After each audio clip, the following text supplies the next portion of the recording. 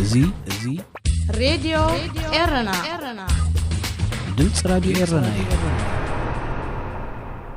ዕለታዊ ዜና ኣብ ሱዳን አንጻር ብጀነራላት ዝዕብለል ፍንታዊ መንግስቲ ሰላማዊ ሰልፊ ኣብ ልዕሊ ዘካይዱ ዘለው ሰላማውያን ሰባት ጥያይት ይትኮስ በምህላውን አባላት ጸጥታ ዝተጋነነ ሓይሊ ይጥቀሙ ምህላዎምን ማሕበር ሓካይምቲ ሃገር ከሲሱ።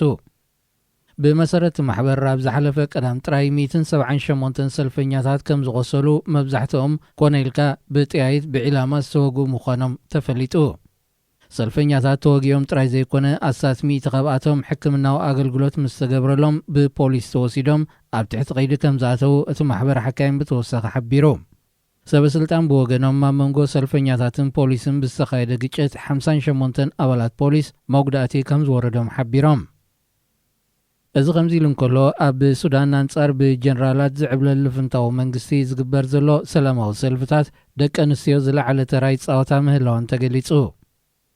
በዚ መሰረት ሰልፈኛታት ደቂ ኣንስትዮ ንምድሃል ኣብ ልዕሊአን ጾታዊ ዓመፅን ጾታዊ ጎነፅን ይካየድ ከም ዘሎን ዛጊት 13 ደቂ ኣንስትዮ ጾታዊ ዓመፅ ከም ዝተፈጸመን ውድብ ሕቡራት ሃገራት ገሊጹ።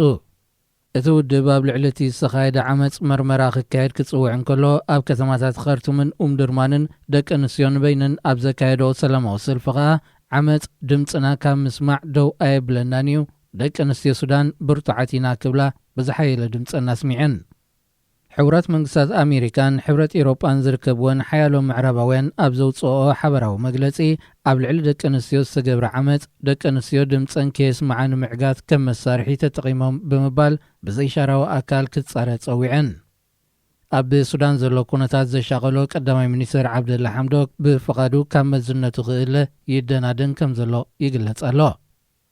ካብ ፈለሙ ዓብደላ ሓምዶክ ካብ ስልጣን ዝደየበ ሰልፈኛታት ብዘቕረብዎ ጠለብ ከም ዝነበረ ዝፍለጥ ኮይኑ ንሱ ወኪል ሰልፈኛታትን ሲቪላዊ ምሕዳርን ብምዃኑ ኣብ ጎኒ ሰልፈኛታት ክስለፍዩ ትፅቢት ብዙሓት ነይሩ። እንተኾነ እቲ ቀዳማይ ሚኒስትር ጀነራላት ዘውርድዎን ናብ ስልጣን ዝመልስዎን ኮይኑ ተሪፉ ዝብሉ ሰልፈኛታት ዓብደላ ሓምዶክ ዝተባህሎ ዝደግም ብምዃኑ ዝኾነ ይኹን ዘካይዶ ስምምዓት ከም ዘይድግፉ ይገልጹ። ህቡብ ተቓላሳይ ሰብኣዊ መሰላትን ፈላሊኻ ግዛ ማለት ኣፓርታይድን ደቡብ ኣፍሪቃ ሊቀ ጳጳስ ዴዝሞንድ ቱቱ ኣብ መበል 9 ዕድሚኡ ብሕማም መንሽሮ ብሰንበት 26 ታሕሳስ ካብ ዝዓለም ብሞት ተፈልዩ። መንግስቲ ደቡብ ኣፍሪቃ ንኽብሪ ሊቀ ጳጳስ ዴዝሞንድ ቱቱ ናይ ሓደ ሰሙን ናይ ሓዘን መዓልታት ክእውጅ እንከሎ ካብ ሓያሎ መራሕቲ ሃገራትን ተቓለስቲ ሰብኣዊ መሰላትን ድማ ናይ ሓዘን መልእኽታት ይውሕዝ ኣሎ። ሊቀ ጳጳስ ዴዝሞንድ ቱቱ ኣብ ግዜ ንእስነቱ ካህን ክኸውን ብምምራፅ እግሪ ንደቡብ ኣፍሪቃ ኣብ መንጎ ጸዓዱን ጸለምትን ፈላልዮም ዝገዝኡ ዝነበሩ መራሕቲ ኣፓርታይድ ማዕርነት ደቂ ሰባት ክሕሉ ዝተቐለሰ እዩ።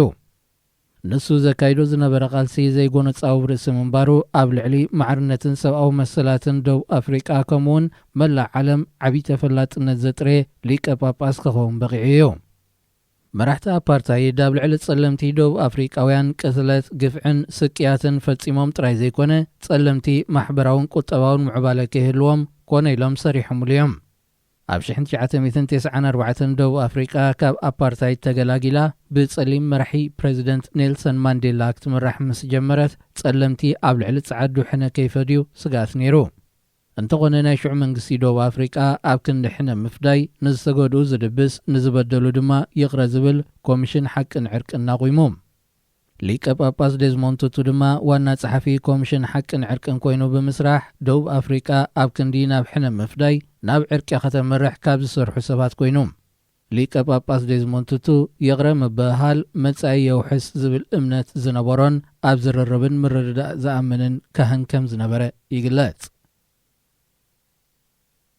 ፕሬዚደንት ሶማል መሐመድ ዓብዱላይ ፋርማጆ ቀዳማይ ሚኒስትር መሐመድ ሑሴን ሮብለ ካብ ስርሑ ደው ክብል ድሕሪ ምእዛዙ ኣብ መንጎ ክልቲኦም መራሕቲ ምስሓብ ተፈጢሩ። ክልቲኦም ስልጣን መንሓዘ ነዊሕ ዝጸንሐ ምቅንቓን እኳ እንተጸንሖም ቀዳማይ ሚኒስትር መሐመድ ሑሴን ሮብለ ኣብ ከባቢ ሞቃዲሾ ዝርከብ ሰራዊት ሃገር ዝጥቀመሉ መሬት ኣደናጊርካ ወሲድካ ተባሂሉ ክኽሰስ ጸኒሑ። ቀዳማይ ሚኒስትር ሮብለ ብወገኑ ፕሬዚደንት ፋርማጆ ዕልዋ መንግስቲ ክገብር ይቀራረብ ከም ዘሎ ብምኽሳስ ሰመዚ ጸጥታ ትእዛዝ ካብኡ ክወስዱ ብፋርማጆ ዝወሃቦም መምርሒ ክነጽጉ ጸዊዑ ኣሎ። እንተኾነ ወታደራት ፕሬዝደንት ፋርማጆ ቀዳማይ ሚኒስትር ሮብለ ናብ ቤት ጽሕፈቱ ከይኣቱ ከልኪሎሞ ብምህላዎም ኣብ መንጎ ክልቲኦም ዝጀመረ ምስሕሓብ ናብ ዝሰፍሐ ክፋልቲ ሃገር ከይቅጽል ስጋኣት ኣሎ። ዜና ኣብዚ ይፍጸም።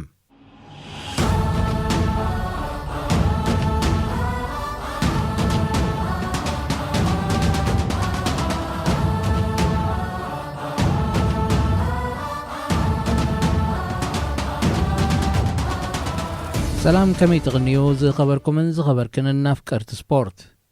ንዓመተ 2021 ተሰናቢትና ናብ 2022 ዓመተ ምህረት ንሰጋገር ብምህላውና ናይ ሎም ሶሉስ 28 ታሕሳስ ሰሙናዊ መደብ ስፖርት ኣብ 2021 ንዘጋጠሙ ምስ ኤርትራ ዝተኣሳሰሩ ዓበይቲ ፍጻሜታት ስፖርት ኣብ ምዝርዛር ከተኩር እዩ። ምክትታልኩም ብኽብሪ ንዕድም። ወርሒ ጥሪ ኤርትራዊ ተቀዳዳማይ ብሽክለታ ማኑኤል ገብረ እግዚአብሔር ካብ ደቡብ አፍሪካዊት ወርልድ ቱር ቲም ኤንኤንቲ ተፋኒዩ ናብ አሜሪካዊት ወርልድ ቱር ቲም ትሬክ ሴጋፍሬዶ ብምስግጋር ክሳብ መወዳእታ 2022 ዓመተ ምህረት ንኽቀዳደም ውዕል ከኣቱን ከሎ ኣብ ተመሳሳሊት ጋንታ ብደረጃ ትሕቲ 23 ዓመት ኣብ ናይ ኮንቲነንታል ቲም ተሓቂፉ ዝነበረ ካልእ ኤርትራዊ ናትናኤል ተስፋጽዮን ድማ ምስ ኢጣልያዊት ፕሮኮንቲነንታል ቲም አንድሮኒ ጂካርቶሊ ሲደርሜክ ብደረጃ ፕሮፌሽናል ንኽወዳደር ናይ 2 ዓመታት ውዕል ተፈራሪሞ። ወርሒ ለካቲት ተቀዳዳማይ ማሌዥያዊት ክለብ ቴሬንጋኑ ኤርትራዊ መትከል ኢዮብ ብ21 ለካቲት ኣብ ቱርኪያ ዝገበሮ 104.5 ኪሎ ሜትር ርሕቀት ዝነበሮ ክላሲካል ውድድር ግራንድ ፕሪ ቬሎ አላንያ ሳልሳይ ደረጃ በመሓዝ ንሽልማት በቂዑ። ኤርትራዊ ሾደናዊ አሌክሳንደር ኢሳቅ ብሰንበት 21 ለካቲት ኣብ መበል 21 ዓመትን 153 መዓልታትን ዕድሚው ጋንቱ ሪያል ሶሲዳድ ኣብ ውድድር ላሊጋ እስጳኛ ንክለብ አላቬስ 4-0 ኣብ ዝዕነወትሉ ግጥም ብ3 ሾትታቱ ሃትሪክ ብድሕሪ ምስርሑ ንስሙ ኣብ መዝገብ ክለብ ሪያል ሶሲዳድ ኣብ መበል 21 ክፍለ ዘመን ብዕድመ ዝነኣሰ ሃትሪክ ዝሰርሐ ተጻዋታይ ብዝብል ታሪኽ ኣስፊሩ። ወርሒ መጋቢት ተቀዳዳማይ መትከል ኢዮብ ብሰንበት 7 መጋቢት ኣብ ቱርኪ ዝተኻየደ ውድድር ክላሲካል ግራንድ ፕሪ ጉንዶግሙዝ ካልኣይ ደረጃ ብምውፃእ ኣብ ፖድየም ሽልማት ደይቡ። ኤርትራዊት አትሌት መቅደስ ወልዱ ብሰንበት 21 መጋቢት ኣብ ከተማ ድረስደን ጀርመን ኣብ ዝተሰላሰለ ውድድር ፍርቂ ማራቶን ሳልሳይ ደረጃ ብምሓዝ ንሽልማት በቂዓ። ኣብዚ ዛጓል 29 ዓመት አትሌት ንቅድድማ ብ1 ሰዓት 10 ደቂቕን 50 ካሊታትን ዝፈጸመትሉ ውድድር ስዊዘርላንዳዊት ፋቢኔ ሸሎምፕፍ ቀዳመይቲ ኮይና ክትዕወት እንከላ ጀርመናዊ ዶሚኒካ ሜርካ ሳልሳይ ደረጃ ሒዛ። ሃገራዊት ጋንታ ኤርትራ ዘይተሳተፈትሉ ኣብ ወርሒ መጋቢት ኣብ ካይሮ ግብፂ ዝተኻየደ መበል 16 ውድድር ሻምፒዮን ቅድድም ብሽክለታ ኣህጉር ኣፍሪቃ 2021 ኣባል ሃገራዊት ጋንታ ደቡብ ኣፍሪቃ ራያን ጊቦንስ ኣብ ናይ ጽርግያን ኣብ ናይ ውልቃዊ ውድድር ክሮኖሜትርን ቀዳማይ ኮይኑ ምዕዋት ብውልቁ 2 ወርቂ ሜዳልያ ከንጠልጥል እንከሎ ብደረጃ ጋንታ ከዓ ሃገሩ ኣብ ውድድር ክሮኖሜትር ደቂ ተባዕትዮን ውድድር ምቅብባል ወይ ከዓ ሪሌይ ዝተሓናፈፀ ጾታታት 2 ወርቂ ሜዳልያታት በመውናና ካብዚ ናይ ዝዓመት ውድድር ሻምፒዮን ኣፍሪቃ ብሓፈሻ 4 ወርቂ ሜዳልያታት ሓፊሱ ብዓብላልነት ናብ ሃገሩ ተመሊሱ። ወርሒ ሚያዝያ ሓለቓ ሃገራዊት ጋንታ ኩዕሶ እግሪ ኤርትራን ክለብ ቀይሕ ባሕርን ሮቤል ተክለ ሚካኤል ኣብ ቀዳማይ ሰሙን ናይ ወርሒ ሚያዝያ መጠኑ ብዘይተገልጸ ገንዘብ ናብ ኢትዮጵያዊት ክለብ ቡና ተሰጋጊሩ። ወዲ 20 ዓመት ሮቤል ምስ ክለብ ቡና ክሳብ ወርሒ ሰነ 2022 ዓመተ ምህረት ንኽጸንሕ እዩ ተረዳዲኡ። ወዲ 28 ዓመት ኤርትራዊ አትሌት ጎይቶም ክፍለ ብሰንበት 18 ሚያዝያ ኣብ ኤንሸደ ኔዘርላንድስ ኣብ ዝተሳለጠ ውድድር ኤንኤን ማሽን ማራቶን ንወናኒ ክብረ ወሰን ውድድር ማራቶን ዓለም ኬንያዊ አትሌት ኢልዩድ ኪፕቾገን ንካልእ ኬንያዊ አትሌት ዮናታን ኮሪርን ተኸቲሉ ሳልሳይ ደረጃ ብምውፃእ ናሓስ ሜዳልያ አንጠልጢሉ።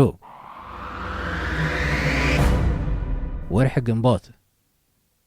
ተቀዳዳማይ መትከል ኢዮብ ብ5-6 ግንቦት ቀፂሉ ኣብ ዝወዓለ 149.3 ኪሎ ሜትር ርሕቀት ዝሸፈነ ሓምሻይ መድረኽ ዙር ሩዋንዳ ካብ ተዓዋቲ ናይቲ ዕለት ተቀዳዳማይ ፈረንሳዊት ክለብ BNB ሆቴልስ ኣላን ቦይላው ክልተ ካልኢታት ተፈንቲቱ ሳልሳይ ደረጃ ብድሕሪ መሓዙ ብውህሉል ግዜ ቀዳማይ ብምዃን ብጫ ናይ ክብሪ ማልያ ለቢሱ። እዚ ይኹን እምበር መትከል ንጽባሒቱ ዝቐጸለ ሻድሻይ መድረኽ ወዲቑ ልዕሊ 7 ደቂቕ ስለ ዝኸሰረ ነታ ናይ ክብሪ ማልያ ንመቐዳድምቱ ከረክባ ተገዲዱ። ንሃገራዊት ጋንታ ኤርትራ ወኪሉ ኣብዚ ዙር ዝቐረበ ናሆም ዘርኣይ ብወገኑ ንብሉፅ ኣፍሪቃዊ ተቐዳዳማይ እትወሃብ ሜዳልያ ክውንና እንከሎ ኣብ ውድድር ጻዕዳ ማልያ ኸኣ ንፈረንሳዊ ተቐዳዳማይ ፕሮኮንቲነንታል ክለብ BNB ሆቴልስ ኣላን ቦይሎው ስዒሩ ካልኣይ ብሉፅ ውልዶ ተቐዳዳማይ ኮይኑ ተቀዳዳማይ ኢጣልያዊት ፕሮኮንቲነንታል ቲም አንድሮኒ ጂኦካርቶሊ ሲደርሜክ ኤርትራዊ ናትናኤል ተስፋጽዮን ኣብቲ ካብ 8 ክሳብ 30 ግንቦት ንመበል 104 ጊዜኡ ዝተገብረ ውድድር ጂሮ ዲ ኢጣልያ ንፈለማ ጊዜ ብምቅድዳም ስሙ ምስቶም ኣቐዲሞም ኣብ ውድድር ግራንድ ቱር ዝተሳተፉ ከም ዳንኤል ተኽለ ሃይማኖት፣ መርሃዊ ቅዱስ፣ ናትናኤል ብርሃነ፣ ኣማኑኤል ገብረ እግዚኣብሔርን ዓወት ገብረ መድህንን ዝኣመሰሉ ኤርትራውያን ተቀዳደምቲ ከጽሕፍ በቂዑ። ኣብዚ ናይ ዝዓመት ውድድር ዝተኻፈለ ኤርትራዊ ተቀዳዳማይ ፈረንሳዊት ወርልድ ቱር ቲም ኮፊዲስ ናትናኤል ብርሃነ ብሰንበት 23 ግንቦት ካብ ግራዶ ናብ ጎሪዝያ ዘምርሐ መበል 15 መድረኽ ውድድር ጂሮ ዲ ኢጣልያ ብዘጋጠሞ መውደቕቲ ዓጽሚ ሓላቕምቱ ስለ ተሰብረ ቅድድሙ ከቋርጽ ተቐሲቡ። ኮሎምቢያዊ ተቀዳዳማይ ወርልድ ቱር ቲም ኢኒዮስ ግሬናዲርስ ኤጋን በርናል በዚ ኣብ 21 መድረኻት 3479.9 ኪሎ ሜትር ዝሸፈነ ናይሎም ዘመን ጂሮ ዲ ኢጣልያ ብ86 ሰዓታት 17 ደቂቕን 28 ካልኢታትን ብምዕማም ጎብለል ብምዃኑ ወናኒ ሮዛ ማልያን ልዕሊ 115,000 ዩሮን ኮይኑ በዘይካዚ ብሉፅ ውልዶ መንእሰይ ብምዃኑ እውን ጻዕዳ ማልያ ተሸሊሙ። ኤርትራዊ ኔዘርላንዳዊ ተቀዳዳማይ ብሽክለታ ዳንኤል አብርሃም ወይ ከዓ ዳዊት ኢራብ ብዓርቢ 7 ግንቦት ኣብ ከተማ ኦስተን ቤልጅየም ብማሕበር ቅድድም ብሽክለታ ዓለም ፓራሳይክሊንግ ተወዲቡ ኣብ ዝተኻየደ ውድድር ክሮኖሜትር ዋንጫ ዓለም ካብ ምድቡ ካልኣይ ደረጃ ብምሓዝ ኣብ መድረኽ ሽልማት ሓኺሩ። بقدام 19 ግንቦት ኣብ ኦርደገን ቤልጂየም ኣብ ዝተኻየደ ኣህጉራዊ ውድድር ክለብ ኣትሌቲክስ ፍላንደርስ ኣብ ናይ 5000 ኪሎ ሜትር ቅድድም ጉያ እግሪ ኤርትራዊ ኣትሌት ሳሙኤል ሃብቶም ቀዳማይ ኣብ ውድድር መሰናኽል 3000 ሜትር ኦሎምፒካዊ ኣትሌት የማነ ሃይለ ስላሴ ካልኣይ ኣብ ናይ 800 ሜትር ውድድር ጉያ እግሪ ኤርትራዊ ኣትሌት ሰመረ መድሃኔ ሳልሳይ ደረጃ በመሓዝ ብቅደም ተኸተል ወርቂ ብሩርን ነሓስን ሜዳልያታት ተሰሊሞም። ورح سنة تقدماي كلب أسبيكو داويت يمانه ب27 سنة بسجبره 255 كيلومتر زشفنا وددر برخا نموكرات بروفيشنالات تقدمتن كالو تورا درتوش تهجرن بمرحراح شامبيون كردم بشكلة إيرترا 2021 عامة مرت كوينو تقدماي كازاخستاناويت وورلد تور تيم أستانا بريمير تيك مرهو قدس بوغانو ب25 سنة بستخايدة 36 كيلومتر رحكة زنبرو والكاوي كردم جيزي قداماي بموتسا كبري شامبيون وددر كرونومتر إيرترا 2021 تلابيسو كاب تحت 23 عامت زعد ميوم لك تبعتيو إفريم قبريوات كاب كلب سنبل شامبيون وددر تسرقيا بيتروس منغس كاب كلب إريتيل شامبيون كردم كرونومتر كاب تقدارمتي جونيور دك تبعتيو باولوس قبرو مسكال شامبيون وددر تسرقيا نيش تحاون مرهو قدس زغنة ميلكياس قدس شامبيون كردم كرونومتر كوينوم كاب سينير دك انسيو بسرات قبرو مسكال كاب غانتا غالا نفحي شامبيون وددر تسرقيا آديام تسفالم كاب غانتا غالا نفحي شامبيون كردم كرونومتر كاب تحتي 23 عامد دك انسيو آديام داويت كاب كلب دندن شامبيون وددر تسرقيا دانايت فوتسوم كاب كلب دندن شامبيون كردم كرونومتر كاب جونيور دك انسيو موناليزار آيا كاب كلب زوبادو شامبيون وددر تسرقيان كردم كرونومتر نمخان بقيعن أفلم حمش شوارح ناي 2021 عامة مرات ماليا فرنساويت برو كونتيننتال تيم قددم بشكلتا ديل كولبيسوز تتصاوت إيرتراوي بينيام جرماي غانتو فاينانساو قلولاو سلازقات أما أمو داتا ورح سنة نتاكلب حديقو ناب بيلجيماويت وورلد تور تيم انترمارشي وانتي غوبرت ماتريو تساقاقيرو ورح حملة بسنبت 4 حملة ኣብ ኢጣልያ ዝተሰላሰለ መበል 36 ውድድር ክላሲክ ጂሮ ዴል ሜዲዮ ብሬንታ ዝተቀዳደመ ኤርትራዊ ኣባል ኮንቲነንታል ቲም ኩቤካ ሄኖክ ሙሉብርሃንን ኣብ ተመሳሳሊ ዕለት ኣብ ቱርኪ ዝተኣንገደ ውድድር ክላሲክ ካህራማን ማራስ ግራን ፕሪ ዝተሳተፈ ተቀዳዳማይ ኮንቲነንታል ቲም ቴሬንጋኑ መትከል እዮብን ካልኣይ ደረጃ ከምውን ኣብ ሰሙኑ ብ11 ሓምለ ሄኖክ ሙሉብርሃን ኣብ ታሽዓይ ውድድር ክላሲክ ትሮፊዮ ቺታንቲ ሴንሲ ኢጣልያ መትከል እዮብ ድማ ኣብ ውድድር ክላሲክ ግራን ፕሪ ካይሰሪ ቱርኪ ሳልሳይ ተርታ ተሰሪዖም ቱርኑ ዓወት ጨቢጦም ኤርትራ ኣብቲ ካብ 23 ሓምለ ክሳብ 8 ነሓሰ ኣብ ቶኪዮ ዝተሳለጠ መበል 32 ዓለም ለኻዊ ውድድር ኦሎምፒክስ ብ13 ኣትሌታት ተወኪላ እቶም 5 ደቂ ኣንስትዮ ዝርከቦም ኣትሌታት ኣትሌት ዶልቺ ተስፉን ኦሎምፒካዊ ኣትሌት ኣሮን ክፍለን ኣብ ውድድር ጉያ እግሪ 10,000 ሜትር ራሄል ዳንኤል ኣብ ውድድር ጉያ እግሪ 5,000 ሜትር ኦሎምፒካዊ ኣትሌት የማነ ሃይለስላሴ ኣብ ውድድር መሰናኽል 3,000 ሜትር ጉያ እግሪ ኣትሌት ናዝሬት ወልዱ ኮኸብ ተስፋ ጋብር ዮሐንስ ገብረ ገርጊሽ ጎይቶም ክፍለን ዕቑበ ክብሮምን ኣብ ውድድር ማራቶን ሞሳና ደበሳይ መርሃዊ ቅዱስን ኣማኑኤል ገብረ እግዚአብሔርን ኣብ ቅድድም ብሽክለታ ኤፍሬም ግርማይ ኣብ ውድድር ምሕንባስ ነፃ ቅዲ 50 ሜትር እዮም ኤርትራ ብሓፈሻ ይኹን ብደቂ ኣንስትዮ ክንዲ ዝኣክል ብዝሒ ዘለዎም ኣትሌታት ከተሳትፍ እዚ ናይ ቶኪዮ ውድድር ኦሎምፒክስ ኣጋጣሚ ናይ መጀመርያ እዩ ነይሩ ተቀዳዳማይ ሄኖክ ሙሉብርሃን ብ13 ሓምለ ካብ ኮንቲነንታል ቲም ናብ ወርልድ ቱር ቲም ብምዕባይ ምስ ደቡብ ኣፍሪቃዊት ክለቡ ኩቤካ ኔክስሃሽ ናይ 2 ዓመታት ውዕል ተሰማሚዑ ኣብ ኤግል ስዊዘርላንድ ኣብ ዝርከብ ማእከል መሰልጠኒ ቅድድም ብሽክለታ ዓለም ትምህርቲ ብምቕሳም ምስ ኮንቲነንታል ቲም ናይቲ ማእከል ተሓቂፋ ተጠርኒፋ ዝነበረት ኤርትራዊት ተቀዳዳሚት ደሴት ኪዳነ ብሰንበት 18 ሓምለ ኣብቲ ሃገር ኣብ ዝተቃንዐ ውድድር ሳልሳይ ደረጃ ብምሓዝ ህጡር ዓወት ኣመዝጊባ ተቀዳዳማይ መትከል እዮ ብሰንበት 18 ሓምለ ኣብ ቱርኪ ዝተኣንገደን 130.8 ኪሎ ሜትር ኣብ ዝተጓዓዘን ውድድር ክላሲክ ግራን ፕሪ ዲቬሊ ቀዳማይን ካልኣይን ኮይኖም ተመራሪሖም ንዝኣተው ዩክሬናውን ኔዘርላንዳዊ ወዲ ጋንትኡን ስዒቡ ሳልሳይ ደረጃ ሒዙ ኣጥቃዓይ ክለብ ኩዕሶ እግሪ ቀይሕ ባሕርን ሃገራዊት ጋንታ ኤርትራን ዓሊ ሱሌማን ብናይ 2 ዓመት ውዕል ናብ ኢትዮጵያዊት ክለብ ባህር ዳር ከነማ ግዒዙ ወርሒ ነሓሰ ሻምፒዮን ቅድድም ብሽክለታ ኤርትራ 2021 ኣባል ክለብ ኣስቤኮን ዝኾነ ዳዊት የማነ ኣብ መፋርቕ ወርሒ ነሓሰ ምስ ጀርመናዊት ኮንቲነንታል ቲም ባይክ 8 ተጸንቢሩ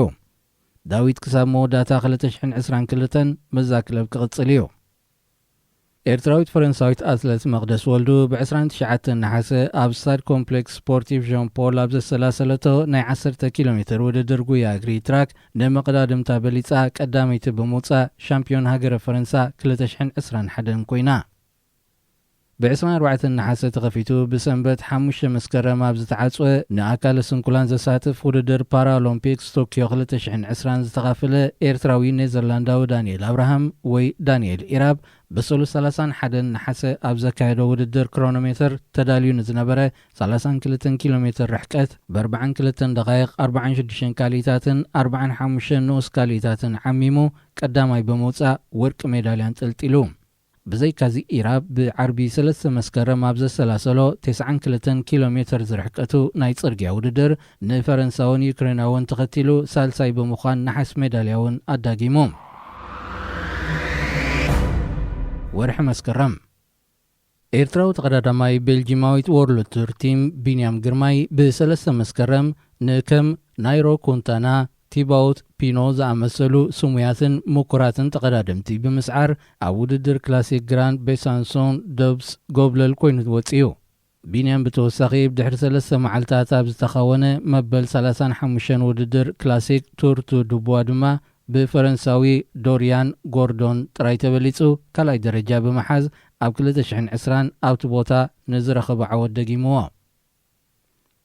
بقدام 4 مسكرم أبلانيو أب زتجبر 10 كيلومتر ودر شفنة ودر جويا أجري صرجيا قدامي بموسى أقدمها بتراك نسرحة تقيا أب صرجيا وندقيما أو اشتحد سمون تولع عوتات حفيسة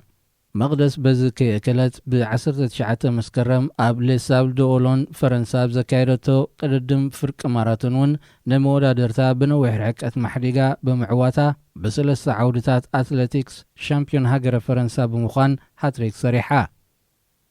ተቐዳዳማይ ደቡብ ኣፍሪቃዊት ኮንቲነንታል ቲም ኩቤካ ሄኖክ ሙሉ ብርሃን በቐዳም 11 መስከረም ኣብ ኢጣልያ ዝተኻየደ ኣማተራዊ ውድድር ጂፒ ላሪ ቺታ ዴ ሲሌጂ ካልኣይ ደረጃ ብምውፃእ ንሽልማት በቂዑ። ኣሜሪካዊት ወርልድ ቲም ኤኤፍ ኤዱኬሽን ኒፖ ንኤርትራዊ ተቐዳዳማይ መርሃዊ ቅዱስ ኣብ ኢዳ ከም ዘእተወቶን ካብ ፈለማ 2022 ክሳብ መወዳእታ 2023 ማልያ ክለብስ ምዃኑን ኣፍሊጣ።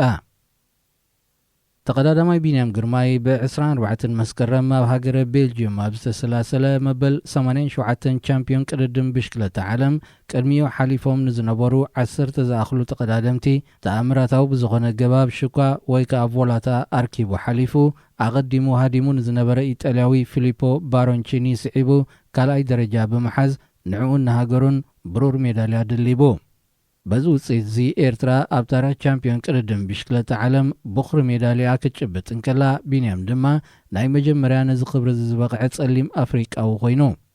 ኣብቲ ዕለት ማሕበር ቅድድም ብሽክለታ ዓለም ኣብ ዘቃንዖ ኣኼባ ሩዋንዳ ንሻምፒዮን ቅድድም ብሽክለታ ዓለም 2025 ንኸተእንግድ ብምሕራያ እታ መዓልቲ ንቅድድም ብሽክለታ ኣፍሪቃ ፍልይትን ብልጽን ኮይና ሓሊፋ። ወርሒ ጥቅምቲ ኦሎምፒካዊ ኣትሌት የማነ ሃይለ ስላሴ ብሰንበት 3 ጥቅምቲ ኣብ ስጳኛ ብዝተገብረ 1 ማይል ወይ ከዓ 1600 ሜትር ርሕቀት ዝሸፈነ ውድድር ጉያ እግሪ ቶታል ኤነርጂስ ኢንተርናሽናል ሜላ ዴ ማድሪድ ንስጳኛዊ ሳኦል ኦርዶነስ ስዒቡ ካልኣይ ብምውፃእ ብብሩር ሜዳልያ ወቂቡ። ተቐዳዳሚት ክለብ ቅድድም ብሽክለታ ሰራይ እርሳዋ ቤትኤል ፍጹም ብርሃን ኣብ መፋርቕ ወርሒ ጥቅምቲ ልምምድ እናካየደት እንከላ ብዘጋጠማ ሓደጋ መኪና ብሞት ተፈልያ። ኤርትራዊት ኣሜሪካዊት ኣትሌት ወይኒ ቐላቲ ብቀዳም 16 ጥቅምቲ ኣብ ቦስተን ሕቡራት መንግስታት ኣሜሪካ ኣብ ውድድር ጉያ እግሪ 10,000 ሜትር ደቂ ኣንስትዮ ንመቐዳድምታ ብ39 ካልኢታት ራሕሪሓ ብዘይተቐጻጺት መዛዘሚ ሪበን በቲኻ። ነቲ ዝተጠቕሰ ርሕቀት ብ31 ደቂቕን 18 ካልኢታትን ዝፈጸመት ጓል 24 ዓመት ወይኒ ብውፅኢታ ነቲ ኣብ 2015 ብሞሊ ሃድል ተታሒዙ ዝነበረ ናይ 10,000 ሜትር ክብረ ወሰን ደቂ ኣንስትዮ ሕቡራት መንግስታት ኣሜሪካ ክትሰብሮ ክኢላ።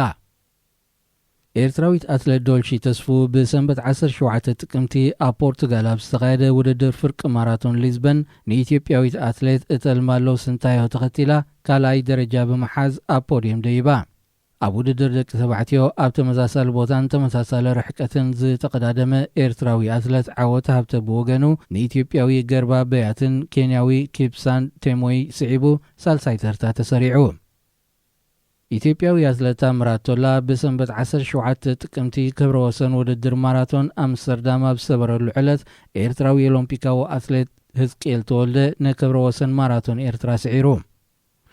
ኣብዚ ኣብ ኔዘርላንድስ ዝተሰላሰለ ቅድድም 5ይ ደረጃ ዝሓዘ ወዲ 35 ዓመት ገዲም ኣትሌት ህዝቅኤል ተወልደ ነቲ ተመዲቡ ዝነበረ ርሕቀት ንምፍጻም 2 ሰዓታት 4 ደቂቕን 35 ካልኢታትን ወሲድሉ። ክብረ ወሰን ማራቶን ኤርትራ ኣብ ትሕቲ ዋንነት ኦሎምፒካዊ ኣትሌት ዕቑበ ክብሮም ዝጸንሐ ኮይኑ ንሱ ኣብ ወርሒ ነሓሰ 2020 ኣብ ውድድር ማራቶን ቫሌሽያ ስጳኛ ነቲ ክብረ ወሰን ክጭብጦም ከሎ 2 ሰዓታት 5 ደቂቕን 53 ካልኢታትን ግዜ ኣመዝጊቡ ነይሩ። ኣትሌት ዓወት ሃብተ ብሰንበት 24 ጥቅምቲ ኣብ ሞሮቤታ ስጳኛ ዝተገብረ መበል 67 ውድድር ጉያ መሮር ንመወዳድርቱ ብዘተኣማምን ርሕቀት ብምፍላይ ቀዳማይ ኮይኑ ጋማ ዓወት ኣሲሩ። ኣብዚ 8.7 ኪሎ ሜትር ርሕቀት ዝሸፈነ ውድድር ወዲ ሃገሩ ኦሎምፒካዊ ኣትሌት የማነ ሃይለ ስላሴ ካልኣይ ደረጃ ብዝሓዘ ስጳኛዊ ዖዚም ዑማይዝ ድማ ተቐዲሙ ሳልሳይ ተርታ ተሰሪዑ። ኦሎምፒካዊት ኣትሌት ዶልሺ ተስፋይ ብወገና 6.7 ኪሎ ሜትር ኣብ ዝተጓዓዘ ውድድር ደቂ ኣንስትዮ ብቡሩንዳዊት ፍራንቺኔ ኒዮኮሙንዚ ብሓንቲ ካልኢት ጥራይ ተቐዲማ ካልኣይ ተርታ ተሰሪዓ። ኣትሌት መቕደስ ወልዱ ብሰንበት 31 ጥቅምቲ ኣብ ፈረንሳ 20 ኪሎ ሜትር ርሕቀት ኣብ ዝዓመመ መበል 42 ውድድር ጉያ እግሪ ማርሴ ካሲስ ቀዳሚት ብምውፃእ ተሸላሚት ዋንጫ ኮይና። ወዲ 19 ዓመት ውልዶ ተቀዳዳማይ ክለብ ሰንበል ናሆም ዘርአይ ምስ ኮንቲነንታል ቲም ኩቤካ ተሰሊፉ ንኽቀዳደም ኣመዛዘም ሰሙን ናይ ወርሒ ጥቅምቲ ክታሙ ኣንቢሩ። ወርሒ ሕዳር 5 ኣባላት ውድድር ሻምፒዮን ኩዕሶ እግሪ ትሕቲ 20 ዓመት ደቂ ኣንስትዮ ሃገራት ሴካፋ ንኽሳተፍ ኣብ ዩጋንዳ ናይ ዝገሸት ሃገራዊት ጋንታ ኤርትራ ብክልተ ጥቅምቲ ኣብ ከተማ ጂንጃ ካብ ዝርከብ መዕረፊ ሆቴልን ተሰዊረን። أذنت وددر كي ودع السورة 5 تጻወቲ ጓል 16 ዓመት ልዋም ሰለሞን ኢሳቅ ጓል 17 ዓመት ዮርዳኖስ አብርሃም መሐመድ ጓል 19 ዓመት ተርሓስ ሃብተ ክንፉ ደቂ 18 ዓመት ሻማት ፍጹም ራካን ራሄል ሚካኤል ካሕሳይኔን ብዙሕ ተስፋ ተነቢሩላ ዝነበረ ፕሮፌሽናል ተቀዳዳሚ ደሴት ኪዳነ ብሶሉት 8 ሕዳር ኣብ ከባቢ ዓዲ ቀይሕ ብዘጓነፈ ሓደጋ መኪና ኣብ መበል 21 ዓመታ ካብ ዝዓለም ብሞት ተፈልያ። ስነ ስርዓት ቀብራ ድማ ንጽባሒቱ 9 ሕዳር ብኣሽሓት ዝቝጸሩ መቕረብ ቤተሰብ ስፖርታውያንን ኣፍቀርቲ ስፖርትን ኣብ ዝተረኽብሉ ኣብ ዓዲ ቁንጺ ተፈጺሙ። ብኣካየቲ ዞርላ ትሮፒካል ኣሚሳ ቦንጎ ተወዲባን ብኣቦ ወንበርነት 5 ግዜ ተሸላሚ ቢጫ ማልያ ቱር ደ ፍራንስ ዝኾነ ፈረንሳዊ በርናርድ ሂናውንት ዝተመርሐን ዓመታዊ ብሉጽ ተቐዳዳማይ ኣህጉር ኣፍሪቃ ትምህርት ሽማግለ ብ26 ሕዳር 5 ኤርትራውያን ዝርከብዎም 15 ተቐዳደምቲ ነዚ ሽልማት ሓጽያ። እቶም ነቲ ሽልማት ዝተሓጽዩ ኤርትራውያን ተቐዳደምቲ ቢንያም ግርማይ፣ መርሃዊ ቅዱስ፣ ናትናኤል ተስፋጽዮን፣ ሄኖክ ሙሉ ብርሃንን ናሆም ዘርአይን እዮም። ኦሎምፒካዊት ኣትሌት ዶልቺ ተስፉ ብሰንበት 28 ሕዳር ኣብ ከተማ ማድሪድ ስጳኛ ብዝተሰላሰለ ውድድር ጉያ ሞሮር ክሮስ ኢንተርናሽናል ዴ አልኮምቤዲያስ ቀዳሚት ብምውፃእ ተሸላሚት ወርቂ ሜዳልያን ዋንጫን ኮይና ኣብዚ ዕለት እዚ ኣብ ባርሴሎና ስጳኛ ኣብ ዝተሳለጠ 9.9 ኪሎ ሜትር ርሕቀት ኣብ ዝሓዘለ መበል 98 ውድድር ጉያ እግሪ ዣን ቦይን ዝተቐዳደመ ኤርትራዊ ኣትሌት መርሃዊ መብራህቱ ብወገኑ ንዕውት ናይቲ ውድድር ስጳኛዊ መሐመድ ካቲር ተኸቲሉ ካልኣይ ኮይኑ መዛዘም ሕንጻጽ ረጊጹ። ወርሒ ታሕሳስ ኣጥቃዒ ሾደናዊት ክለብ AIK ኤርትራዊ ሾደናዊ ሄኖክ ጎይቶም ብ4 ታሕሳስ ብወግዒ ጫምኡ ብምስቃል ካብ ጸወታ ኩዕሶ እግሪ ተፋንዩ። ን18 ዓመታት ምስ ዝተፈላለያ ክለባት ሾደን ኢጣልያ፣ ስጳኛን ኣሜሪካን ዝተጻወተ ሄኖክ ኣብ 2015 ማልያ ሃገራዊት ጋንታ ኤርትራ ለቢሱ ኣብ ከተማ ኣስመራን ከተማ ፍራንሲስታውን አንጻር ቦትስዋና ዝተኻየደ ቅድድም ንመጻረይ ዋንጫ ዓለም 2018 ሓለቓ ጋንታ ኤርትራ ብምዃን ተጻዊቱ ነይሩ። ኣብቲ ኤርትራ ኣብ ቦትስዋና 3-1 ዝተሰዓረትሉ ካልኣይ እግሪ ግጥም ድማ ነታ እንኮሾቶ ኤርትራ ብስሙ መዝጊብዋ። ኤርትራዊ ኦሎምፒካዊ አትሌት ንጉስ ምለሶም ወዲ ሐኪም ብሰንበት 12 ታሕሳስ ኣብ ስጳኛ ኣብ ዝተሳለጠ መበል 11 ውድድር ጉያ እግሪ ዙሪክ ማራቶን ማላጋ ነተዓዋቲ ኬንያዊ ማርክ ኮሪር ብምስዓብ ተሸላሚ ብሩር ሜዳልያ ኮይኑ ኤርትራዊት ሾደናዊት አትሌት ምዕራፍ ባህታ ብወገና ኣብዚ ዕለት ኣብ ውድድር ሻምፒዮን ጉያ ሞሮር ኤሮጳ ዳብሊን ኣየርላንድ ተኻፊላ ካልኣይቲ ብምውፃእ ብሩር ሜዳልያ ሰቒላ። ነቲ ውድድር ኖርዌጃዊት ካሮሊን ግሮፍዳል ተዓዊታትሉ። ንብዙሓት ኤርትራውያንን ካልኦት ኣፍሪቃውያንን ባይታን ዕድልን ውድድር ዝፈጠረት ደቡብ ኣፍሪቃዊት ወርልድ ቱር ቲም ኩቤካ ኔክስት ሃሽ ብስእነት ምወላ ኣብ 2022 ከም ወርልድ ቱር ቲም ኮይና ከም ዘይትቕጽል ብ24 ታሕሳስ ኣብ ዘርጋሓቶ ሓበሬታ ኣፍሊጣ። ዝኸበርኩም ተኸታተልትና ንሎም መዳሊና ዝነበርና መደብ ስፖርት ኣብ ዘፈጺምና ኣለና።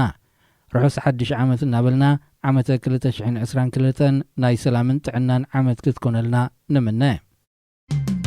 إذاعة الرن الدولية صوت أريتري مستقل.